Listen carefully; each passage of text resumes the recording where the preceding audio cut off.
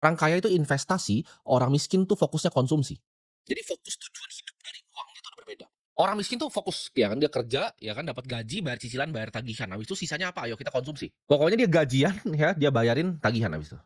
Terus dia konsumsi habis itu. Uang itu cepat banget keluar dari orang miskin. Begitu uang datang nih, misalnya gaji 4 juta datang, sep, bayar tagihan, segini segini segini segini, sisa ada 400 ribu terakhir, ah ini pakai nonton bioskop sama pacaran sama cewek.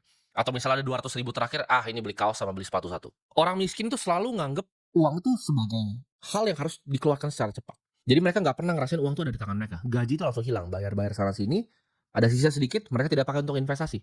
Tapi mereka pakai lagi untuk tadi, untuk validasi, untuk konsumsi. Mereka skeptis banget sama kata-kata yang namanya investasi. Karena orang miskin ini kan kebanyakan bodoh ya. Jadi segmen miskin ini kebanyakan gue sebut arogan, bodoh ya.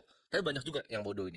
Akibat kebodohan mereka apa? Mereka tertipu dengan investasi bodong biasanya. Contohnya seperti robot trading. Ditawarin, oh ini ada robot nih bisa 10% sebulan. Orang miskin ini paling percaya hal-hal begitu. Yang nggak kerja, yang mudah, yang gampang. Tapi kalau disuruh, oke investasi ya. Ini lu pelajari nih ya, cara perusahaan bekerja tuh seperti ini. Laporan keuangan tuh cara bacanya seperti ini. Rasio keuangan tuh seperti ini cara bacanya. Mereka aduh susah ribet pusing nggak mau. Tapi ini ada robot nih 10%. Mereka ke robotnya. Mereka kena tipu, uangnya hilang semua, habis itu mereka tidak pernah lagi mau yang namanya investasi. Mereka anggap semua investasi adalah penipuan. Ketika keluar Bitcoin, oh Bitcoin itu scam. Ketika ada properti ini, oh ini pasti scam.